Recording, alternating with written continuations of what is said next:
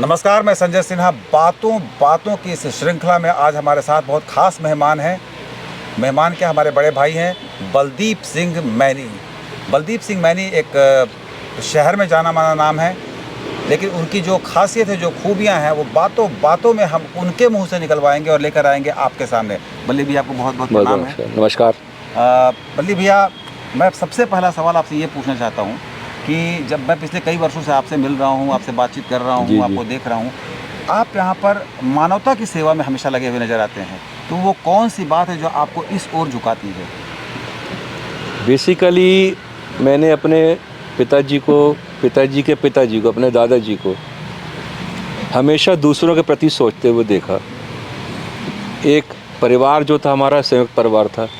चाचा चाची, दादाजी, पिताजी, हमारी पूरी फैमिली एक घर में रहती थी। और मैंने देखा हमेशा कि जब भी कोई दादा के द्वार आया कुछ मांगने के लिए, वो बिना सोचे विचारे उसकी मदद करते थे। घर में पैसा है कि नहीं है, दाल चावल है कि नहीं है, अगर उसने किसी ने कुछ मांग लिया तो उनका सोच था कि पहला हक उसका है जो मेरे द्वार पे आया है लेने के लिए। शायद ये प्रेरणा वहाँ से डेवलप हुई। इसमें रहीम ने कहा भी है कि रहीमन वो नर मर चुके जो कहूँ मांगन जाएं, और उनते पहले वो मुँहे जिनमुख निकसत ना आए। जी। जो दे नहीं सकता उसकी मृत्यु पहले मानी जाती है। बल्ली भैया, मैं आपसे ये जानना चाहता हूँ कि ये जो आप दादाजी की यादों की चर्चा कर रहे हैं, ये आप जबलपुर से कर रहे हैं चर्चा? मैं जबलपुर से चर्चा कर रहा हूँ। जबलपुर में मैं पैदा हुआ जी। हालांकि मैं स्टेट सब्जेक्ट कश्मीर का भी हूँ, क्योंकि मेरी माँ बिलोंग करती है वहाँ से, ननिहाल कश्मीर में। ननिहाल कश्मीर से। और श्रीनगर में प्रॉपर हमारे घर भी हैं जी। खुद में कोठी थी पहले। तो ये आप लोगों का, आपका परिवार जबलपुर कैसे चला है? जबलपुर कब, किस साल वो में आता एक है? बड़ा मज़ेदार किस्सा है असल में। बेसिकली हम लोग रहने वाले, मतलब मेरे फादर वगैरह या दादा रहने वाले पाकिस्तान, जो जेलम एरिया हो, जब पाकिस्तान में चला गए, वहाँ के रहने वाले थे। जी। वो वहाँ भी टिम्बर का काम था हमारा। टिम्बर में भी जो खास काम था सागवान की लकड़ी का काम था। और बिफोर पार्टीशन हल्ला बहुत मच रहा था, अंदेशा था बहुत लंबी मारकाट का। तो दादाजी ने बोला कि इसके पहले के माहौल बहुत ज़्यादा ख़राब हो, हम हिंदुस्तान चलते हैं। ये किस साल की बात होगी? ये 47 के पहले की बात है। आपका जन्म कब हुआ? मेरा तो 55 में हुआ, मैं तो पैदा यहाँ हुआ। पैदा आप यहीं पर हुए? जी। तो दादाजी से के साथ आपकी जो कहानियाँ हैं, यादों के साथ? हाँ, दादाजी के तो हम बहुत बात तक उनके साथ रहे हम लोग। दादाजी यहाँ पर आकर क्या काम शुरू किया उन्होंने? टिम्बर का ही काम स्टार्ट किया। मैं आपको बता रहा हूँ किस्सा क्या था। हम वहाँ से निकले तो कश्मीर आए, मतलब धर्मशाला में आकर सेटल हुए। धर्मशाला में दलाई लामा का जो आपका जो मठ है जी, उसके कहीं ऊपर एक कोठी खरीदी गई थी उस समय, जब मेरे को फादर ने बताया था। टिम्बर का काम स्टार्ट किया वहाँ पर। तो जो दादाजी थे, उनके कोई दोस्त थे कश्मीर के उधर जेलम की तरफ के, वो कहीं जबलपुर आए। कैसे आए ये मुझे पता नहीं, क्योंकि किससे दादा नहीं बताए थे। और जबलपुर का जो मध्य प्रदेश का ये जो इलाका है, ये टीक के लिए वर्ल्ड में नंबर 1 माना जाता है। जी, बिल्कुल माना जाता है। इससे अच्छी उम्दा टीक की लकड़ी, सागवान की लकड़ी पूरे विश्व में कहीं नहीं होती। तो उसने आके फिर दादाजी को चिट्ठी भेजी। ना मोबाइल होते थे ना टेलीफोन होते थे। 1-1.5 महीने में चिट्ठी पहुंच गई। हमारी किस्मत ख़राब थी, इसको मैं बोल सकता हूँ, चिट्ठी पहुंच गई। तो उस ज़माने में मैंने जो देखा है, और हमने तो आज तक फादर से भी वही देखा, वही सीखा है। अगर पिता ने कोई चीज़ कह दी है तो वो फिर पक्की होती है। उसमें कोई ना आप इफ है ना बट है, और आप उसमें कोई क्वेश्चन कर नहीं सकते, उसके लिए कोई आप उनको टोक भी नहीं सकते। ये हमको मतलब बचपन से हमने देखा और यही सीखा है। तो उन्होंने बोला डैडी से, फादर से मेरे, कि तुम जाओ और देख के आओ। उसने चिट्ठी भेजी है। चिट्ठी में लिखा था, मैं यहाँ अकेला हूँ और लोनली फील करता हूँ, आप आ जाओगे तो हमारा साथ हो जाएगा। अब दादा के आदेश था पिताजी के पिताजी का। तो डैडी और डैडी से छोटे भाई डॉक्टर साहब, आपकी मुलाकात है डॉक्टर PS मैनी से, अभी डेथ हुई, पद्म विभूषण रहे वो आए यहाँ पर। और इन्होंने देखा, और देखने के बाद वाकई में ये पाया कि लकड़ी यहाँ की जो है, तो पाकिस्तान में जो आपका बिजनेस है लकड़ी का ही था। उस जो दादाजी ने हमें बताया था, डैडी ने भी जो बताया कि बिफोर पार्टीशन जब ये निकले थे, उस जमाने में 5 लाख रुपए की कटी हुई लकड़ी वो स्टॉक में छोड़ के आए थे पाकिस्तान में, जिसको गवर्नमेंट ऑफ पाकिस्तान ने 500 रुपये का या 50 रुपये का एक ड्राफ्ट कंपनसेशन का भेजा था दादाजी ने वो भी रिफ्यूजी रिफंड में बोल दिया कि वहाँ दान कर देना, हमको कुछ नहीं चाहिए। आप लोग जब आए थे तो आप लोग कुछ लेकर नहीं आए नहीं, होंगे? खाली हाथ आए थे। खाली हाथ आए थे। फिर सारा कारोबार यहाँ सारा कारोबार जमाया, वहाँ जमाया, सेटअप किया, थोड़े बहुत पैसे, थोड़े टिम्बर का ही टिम्बर का ही काम। तो वो तो मैं प्रश्न जल्दी से लाता हूँ इस बात जी। पर कि आपने टिम्बर का काम क्यों नहीं किया? मैं एक तो इसलिए नहीं किया कि रुझान नहीं था, जंगलों में बचपन से गया, फिर जब जंगल कटने शुरू हुए तो बुरा लगने लगा अल्टीमेटली। क्या देखो, आज आप यहाँ पर बैठे हो एक कटहल के पेड़ के नीचे, हम सर्दी गर्मी बरसात सब यहीं बैठते हैं। अगर आप इसको कवर कर सके तो मेरे हाथ का लगाया पेड़ है ये। तो पेड़ों से ऐसा लगने लगा कि यार अच्छी छाया करते हैं, फ्रेश एयर होती। जिस घर में मैं रहता हूँ 84 के बाद उस घर में पहली बार कूलर आया। जबलपुर शहर की जो एटमॉस्फेयर था इतना अच्छा था कि हम लोगों को कूलर की जरूरत नहीं पड़ती थी। कूलर की भी जरूरत नहीं पड़ती थी। 84 के बाद हमारे घर में पहला कूलर लगा। और इसके पहले बचपन में लगा था, उसकी भी एक याद है, मैं किस्सा सुनाता हूँ बड़ा। हम 4 भाई बहन हैं, तो डैडी को लगता था गर्मी की छुट्टियाँ होती थी, गर्मी बहुत पड़ती है, बच्चे जो हैं ये मेरे बच्चे गर्मी में ना मतलब झुलसे। एक उन्होंने कूलर ले आए, तो कूलर कमरे में लगा दिया।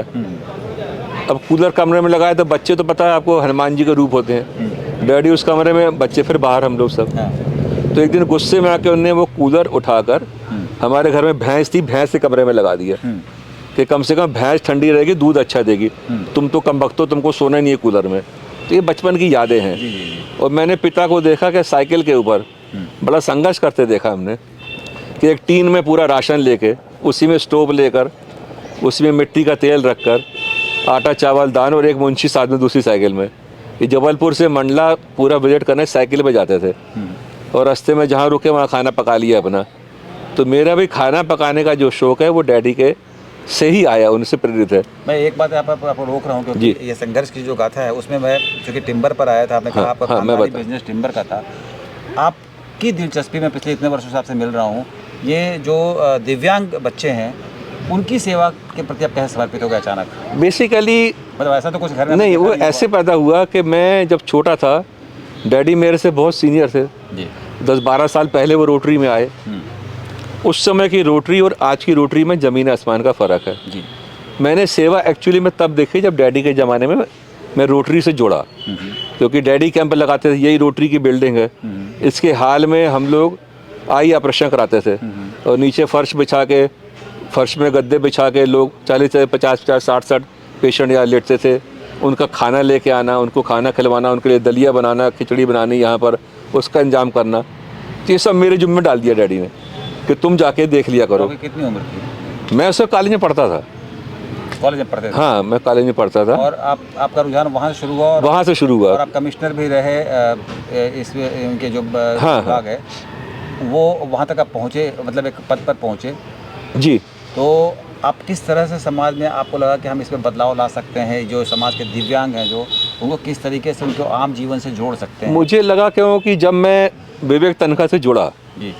विवेक तनखा से तो आपका बचपन का प्यार? हाँ, मैं बता रहा हूँ, पर जुड़ा ऐसे के 90 के दशक में, जब 91 में प्रेसिडेंट बना रोटरी का, उसके पहले, उस साल से 1 साल पहले विवेक तनखा जी गए थे वहाँ पर।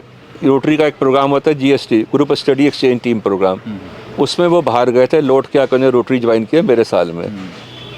और उसके पहले उनके फादर से, हमारे फादर का घरेलू संबंध था, बचपन से मैं जाता था उनके घर में। लेकिन विवेक से मेरी दोस्ती नहीं थी। मुझे लगता था, मतलब एक मन में हिचक थी कि लाल बाल थे उनके उस समय। लाल बाल? हाँ, मतलब भूरे से बाल थे उनके, अभी काफ़ी काले हो गए। रंगे नहीं, नेचुरल थे वो। अच्छा। और वो कानवेंट में पढ़ते थे, हमारे क्राइस्टचर्च में, कलकत्ता में पढ़ता था। तो मुझे लगता बड़ी अच्छी अंग्रेजी बोलेंगे, अपन बोल नहीं पाएंगे उस जमाने, ये बेहतर थी। तो उनके फादर से हमारी ज़्यादा पहचान थी। तो डैडी को उनके फादर बड़े पापा जी बोलते थे। तो वहाँ से मैं उनके ऑफिस जाके बैठता था। फिर जब विवेक ने रोटरी ज्वाइन किया, उस समय उन्होंने मुझे बुलाया, 94-95 की बात है, उसके पहले, कि यार मुझे लोग पीछे पड़े हैं रोटरी का प्रेसिडेंट बनने के लिए, अगर तुम मेरा साथ दोगे तब मैं रोटरी का अध्यक्ष बनूंगा।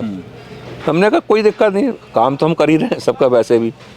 वहाँ से जो हमारा रिश्ता प्रगाढ़ हुआ वो आज तक चल रहा है। मतलब उस बात को करीब 30 साल होने को आ गए। आप उनके जरिए, रोटरी क्लब के जरिए, जो आप ये जो दिव्यांग बच्चे हैं, नहीं, मैं उसका भी किस्सा, उसका भी बता रहा हूँ सेवा, कि दिव्यांग बच्चे कैसे आए जीवन में। हम लोग एक दिन, हम और विवेक एक दिन जा रहे थे सड़क से, हमने एक बच्चे को घर में चेन से बंधे हुए देखा सड़क से जब निकल रहे थे। तो उन्होंने मेरे से पूछा ये क्या है, ये ऐसा क्यों है? तो मैंने बताया कि ये बेसिकली मानसिक बंद बच्चा है, मतलब जिसको हम आज वो भाषा यूज़ नहीं होती इसलिए मैं यूज़ नहीं कर रहा हूँ उसको। इसके घर वाले उसको बांध कर रखते हैं क्योंकि उग्र स्वभाव का है ये, कुछ भी तोड़फोड़ करेगा, किसी को भी मारेगा। तो काम पे जाना होता है, गरीब लोग होते हैं, तो जंजीरों से बांध देते थे। वहाँ से करुणा पनपी मन में कि यार ये क्या है, हम किस समाज में जी रहे हैं कि उस समाज में जी रहे हैं जहाँ पर बच्चों को चेन से बांध कर रखा जाता है। तो उसके लिए कुछ करना चाहिए। उस बीच में यहाँ पर व्हीकल फैक्ट्री थी, व्हीकल फैक्ट्री के जनरल मैनेजर थे शिव कुमार जी। उनकी कोई संतान नहीं थी, पद्मनी शिव कुमार और शिव कुमार जी की। वो संयोग से मुलाकात हुई हम लोगों से, तनखा जी घर में मुलाकात हुई। इस स्कूल की रूपरेखा वहीं बनी कि क्यों ना इन बच्चों के लिए कुछ किया जाए। उनका भी साफ कार्नर था। व्हीकल फैक्ट्री हम लोग गए, उन्होंने कहा हम बिल्डिंग दे देंगे आपसे, आप वहाँ पे स्कूल चालू करो। तो मन में ये बात थी इन बच्चों के लिए, थोड़े से बच्चों के लिए। फिर विचार बदला कि जो व्हीकल फैक्ट्री एरिया के बच्चे हैं, सरकारी कर्मचारियों के, उनके बच्चों के लिए स्कूल खोला जाए। थीम यही थी। बिल्डिंग तय हो गई। लेकिन समाज में मैंने देखा है, आप अच्छा काम करने जाओ तो पलीता लगाने वाले लोग जल्दी मिल जाते हैं आपको। यानी हम अच्छा नहीं करें और अच्छा करने भी नहीं देंगे। ये मैंने बहुत लोगों को देखा है। आपको इस कॉन्सेप्ट में भी ऐसे लोग मिले आपको? हाँ, बहुत मिलते हैं कि उनको दूसरे की अच्छाई से परेशानी होती है। अच्छा। शंकर दयाल शर्मा जी उस समय राष्ट्रपति थे देश के। स्कूल की रूपरेखा बन गई, हमने टीचर अपॉइंट कर ली, कुछ बच्चों का चयन हो गया, उद्घाटन शंकर दयाल शर्मा जी के हाथों करना तय हो गया, डेट तय हो गई। इस बीच में वहाँ चिट्ठियाँ चली गई बहुत सी कि व्हीकल फैक्ट्री के प्रांगण में प्राइवेट लोगों को जगह दी जा रही है, ये तो हमारी सिक्योरिटी के साथ खिलवाड़ हो गया, और ऐसा करेंगे तो सिक्योरिटी का क्या होगा। जबकि स्कूल बहुत बाहर है, फैक्ट्री के अंदर कहीं नहीं, प्रेमाइसेस के अंदर जरूर है। मतलब एरिया थी। कुछ लोगों ने शिकायत जो नेता थे वहाँ पर, उन गुट को नहीं पसंद आ रहा था कोई बाहर के लोग आए, जो भी राजनीति थी। मैं समझ रहा हूँ आपकी बात को। बल्दीप भैया, एक बात मैं जानना चाहता हूँ, और ये लोग भी आपसे जानना चाहते हैं कि आपने टिम्बर का बिजनेस नहीं किया। जी।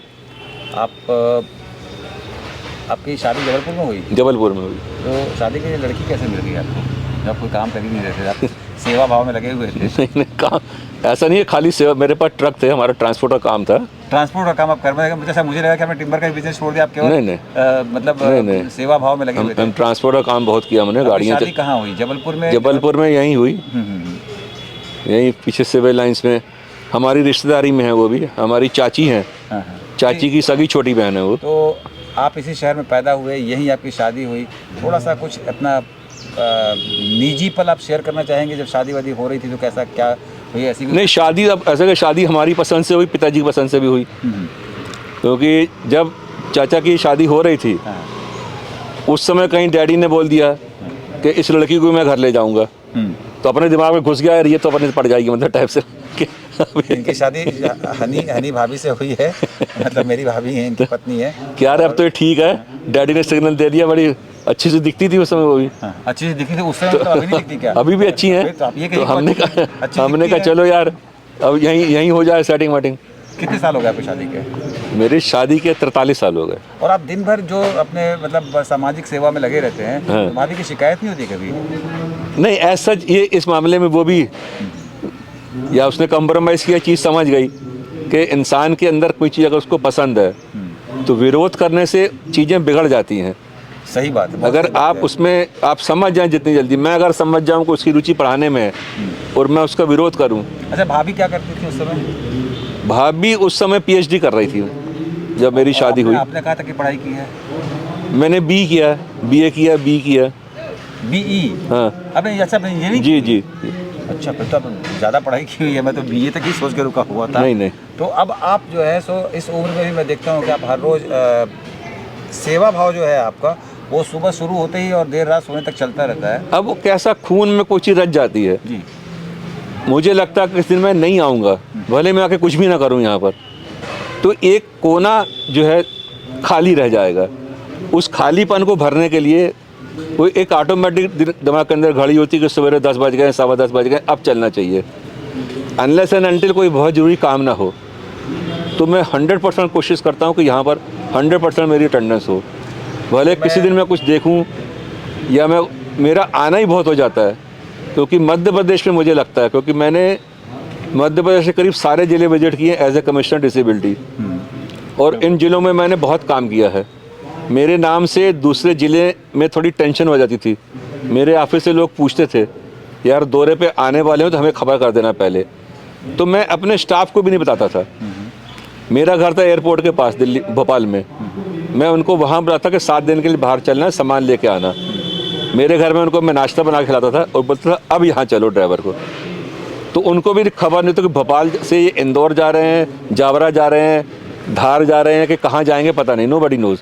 मुझे पता होता था। मैं दर्शकों को ये बताना चाहता हूँ, स्पेशली ये बात बताना चाहता हूँ, आप लोगों को बताना चाहता हूँ कि बलदीप सिंह मैनी जी जो हैं वो बिल्कुल नारियल के समान है। ऊपर से आपको सख्त दिख सकते हैं, पर बेहद नरम दिल के हैं। और मतलब इनके पास कोई व्यक्ति अगर चला है तो इन्होंने कहा ना कि इनके दादाजी उठाकर सामान दे देते थे, तो ये भी अपना कवच कुंडल दान करने की स्थिति में हमेशा रहते हैं। बहुत मुलायम है अंदर से, और जो इनको समझ पाता है वो इस बात को जानता है, और कई बार उसके नाजायज़ फ़ायदा भी लोग उठा लेते हैं। लेकिन सबसे बड़ी जो बात है कि मैं जबलपुर में इतने वर्षों से आता जाता रहा हूँ। जो सेवा भाव मैंने इनमें निस्वार्थ भाव से जो सेवा भाव जो देख रहा हूँ, जो देखा है मैंने, वो दुर्लभ चीज़ है। आप अपनी तरफ से कुछ कहना चाहते हैं अपने? जब मुझे लगता है कोई भी काम छोटा बड़ा नहीं होता।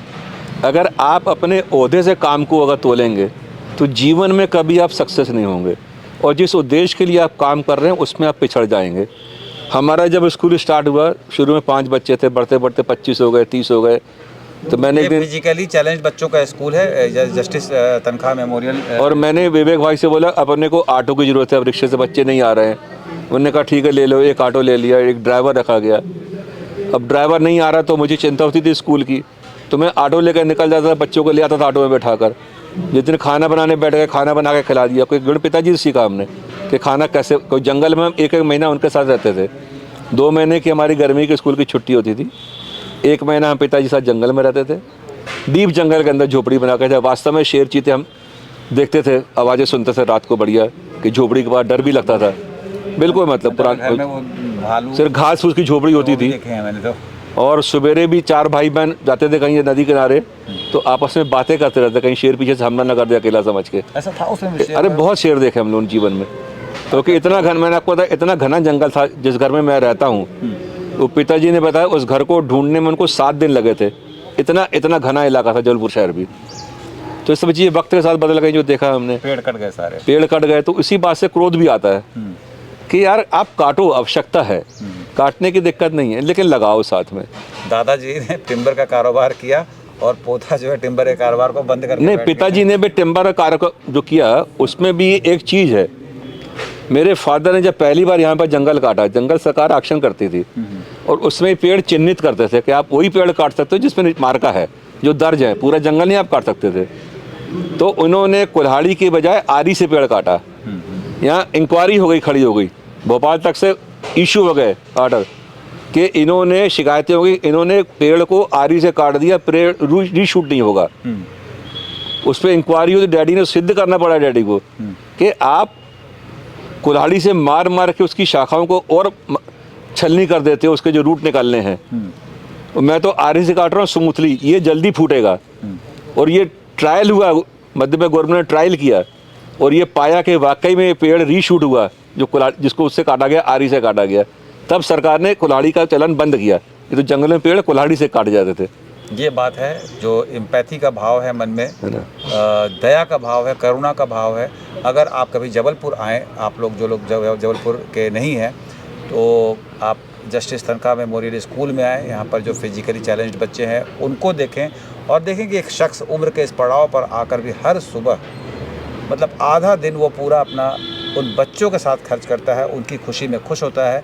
वो बच्चे जो मतलब फिजिकली मेंटली चैलेंज्ड हैं, जो बोल नहीं सकते हैं, देख नहीं सकते हैं, उनके साथ बलदीप सिंह मैनी की हर सुबह गुजरती है, हर सुबह। तो ये एक मेरा और है कि मध्य प्रदेश के अंदर आपको ये पहला स्कूल मिलेगा दिव्यांग बच्चों का कि जो छुट्टियां होने पे जिनके पेरेंट्स हमको तंग करते हैं कि स्कूल कब खुलेगा, हमारा बच्चा परेशान कर रहा है स्कूल जाने के लिए, और आप कभी भी आए स्कूल वर्किंग आवर्स में, आपको यहाँ बच्चे पढ़ते मिलेंगे, बाकायदा आपको डिसिप्लिन मेंटेन मिलेगा, क्लास मेंटेन मिलेगी, बच्चे पढ़ते मिलेंगे। जो बच्चे अपने माँ बाप उनको देखने में मतलब दुखी हो जाते हैं, उन बच्चों के साथ ये बैठते हैं, उनके साथ उनकी भाषा को समझने की कोशिश करते हैं, उनकी फीलिंग्स को समझने की कोशिश करते हैं। तो बातों बातों का मतलब ये जो हमारा सीरीज चलता रहेगा ये।